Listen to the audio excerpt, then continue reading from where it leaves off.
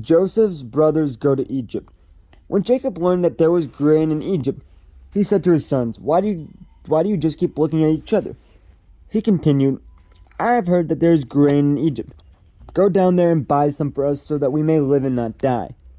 Then 10 of Joseph's brothers went down to buy grain from Egypt.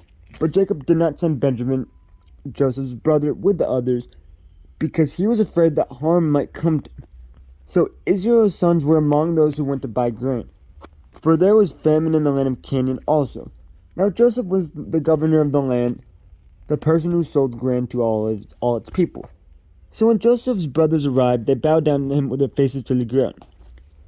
As soon as Joseph saw his brothers, he recognized them, but he pretended to be a stranger and spoke harshly to them. Where do you come from? He asked. From the land of Canaan, they replied, to buy food. Although Joseph recognized his brothers, they did not recognize him. Then he remembered his dreams about them and said to them, You are spies. You have come to see where our land is unprotected. No, my lord, they answered. Your servants have come to buy food. We are all the sons of one man. Your servants are honest men, not spies. No, he said to them, You have come to see where our land is unprotected. But they replied, Your servants were 12 brothers, the sons of one man who lives in the land of Canaan. The youngest is now with our father, and one is no more. Joseph said to them, It is just as I told you. You are spies, and this is how you will be tested. As surely as Pharaoh lives, you will not leave this place unless your youngest brother comes here. Send one of your number to get your brother. The rest of you will be kept in prison, so that your words may be tested to see if you are telling the truth. If you are not, then as surely as Pharaoh lives, you are spies. And he put them all in custody for 3 days. Okay. On the third day, Joseph said to them, Do this, and you will live. For I fear God. If you are honest men, let one of your brothers stay here in prison, while the rest of you go and take grain back for your starving households. But you must bring your youngest brother to me, so that your words may be verified, and that you may not die. This they proceeded to do. They said to one another, Surely we are being punished because of our brother. We saw how distressed he was when he pleaded with us for his life. But we would not listen. That's why this distress has come on us. Reuben replied, Didn't I tell you not to sin against the boy? But you wouldn't listen. Now he must give an account for his blood.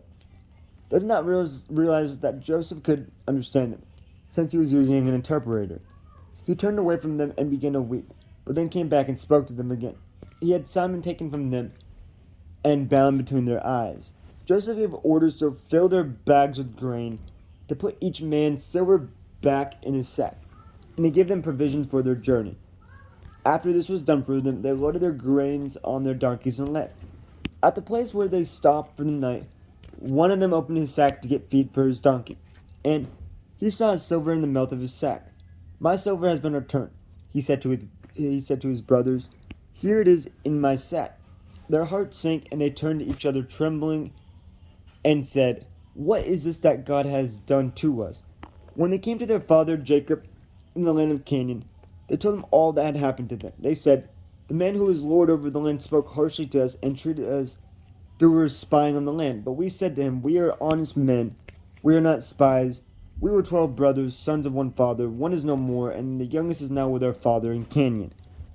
Then the man who is lord over the land said to us, This is how I will know whether you are honest men. Leave one of your brothers here with me, and take food for your starving households and go. But bring your youngest brother to me, so I will know that you are not spies, but honest men. Then I will give your brother back to you, and you can trade in the land. As they were emptying their sacks, there in each man's sack was his pouch of silver. When they and their father saw the money pouches, they were frightened.